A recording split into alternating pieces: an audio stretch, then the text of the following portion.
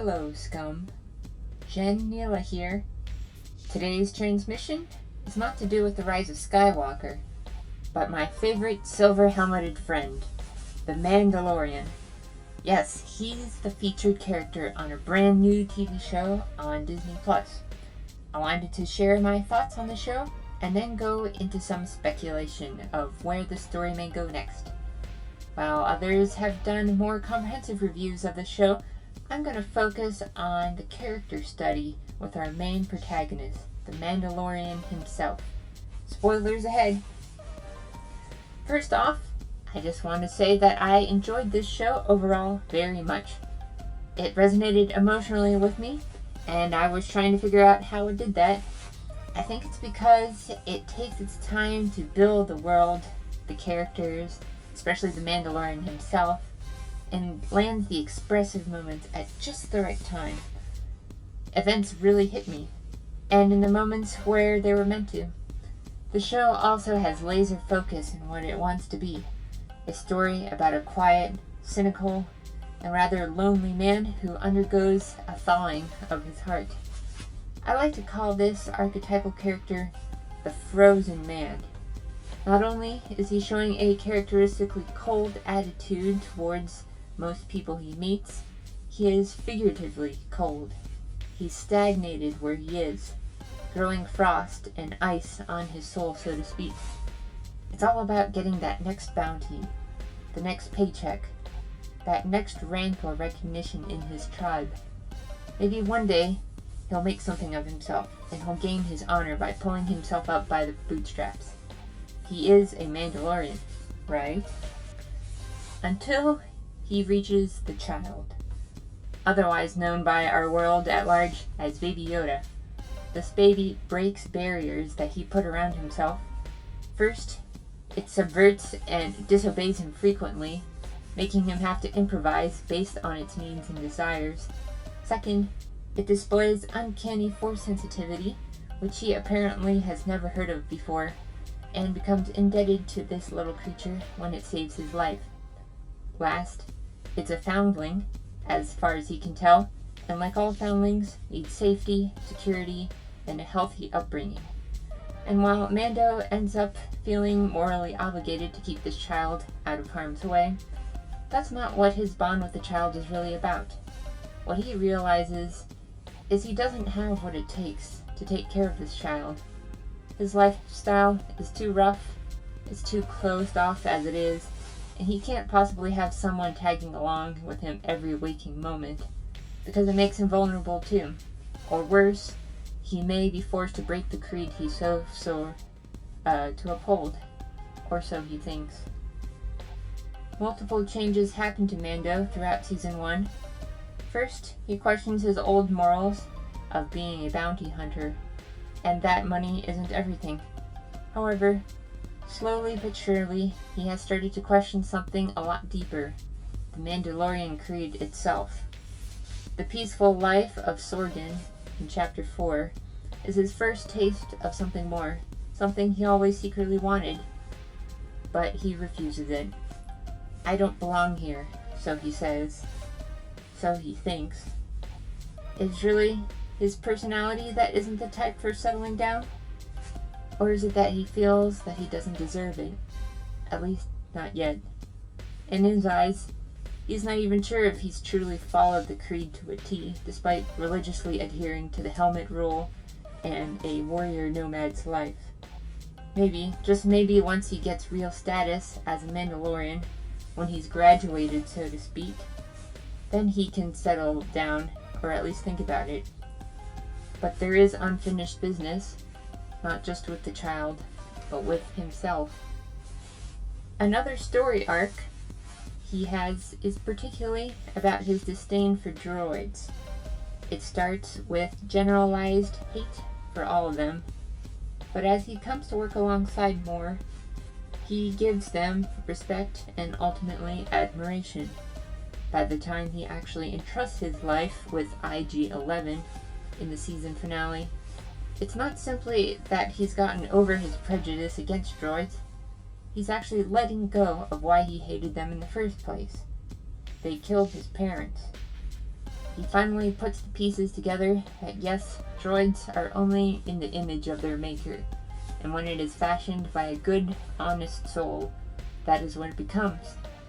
The Mando comes full circle, finally admits sadness at losing IG-11, the droid which had a little sliver of Queel the Ugnaughts' soul left inside it.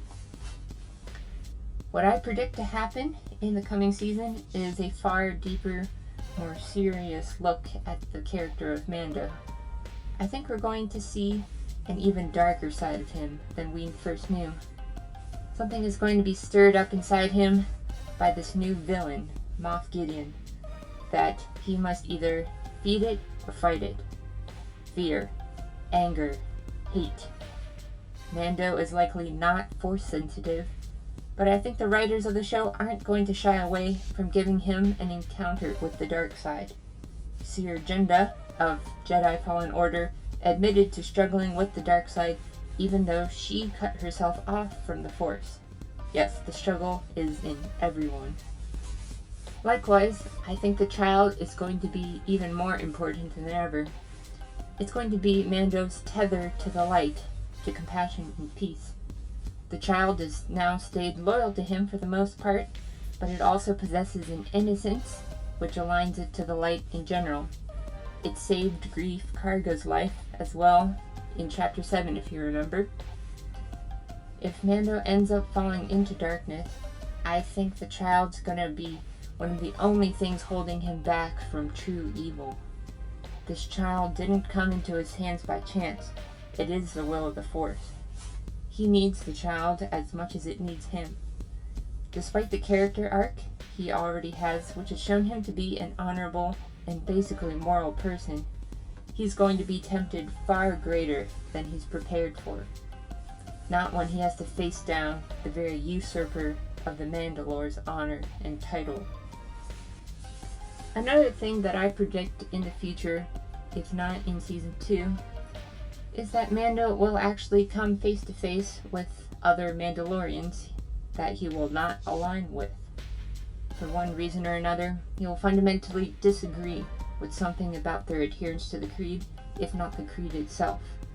And perhaps it would be because of a higher reason, such as to protect the child, or something even bigger, like honoring the Force.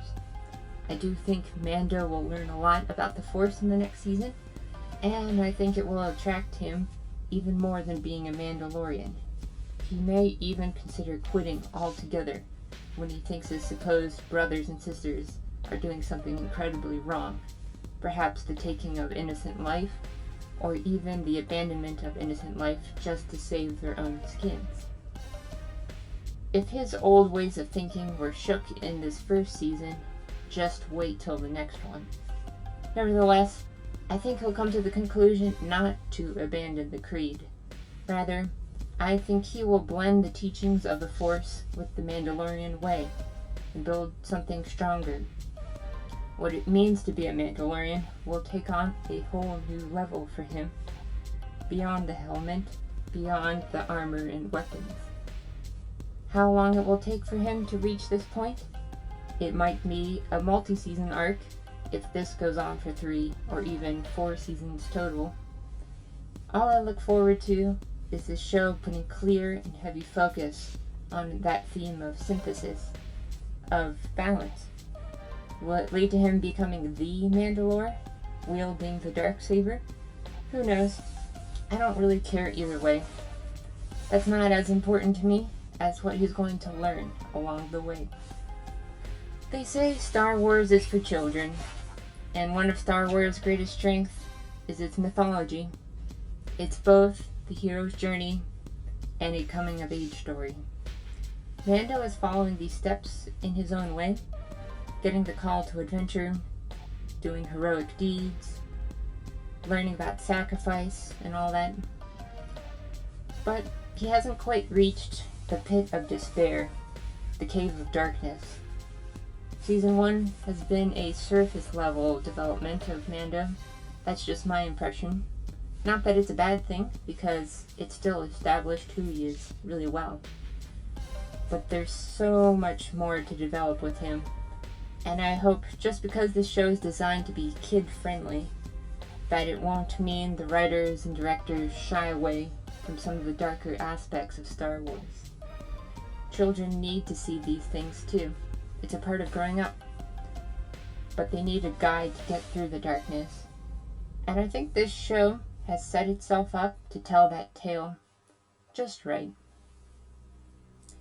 I think that's a proper place to end my little spiel. It's time for me to sign off. Remember, no matter who you are or where you came from, you are always scum.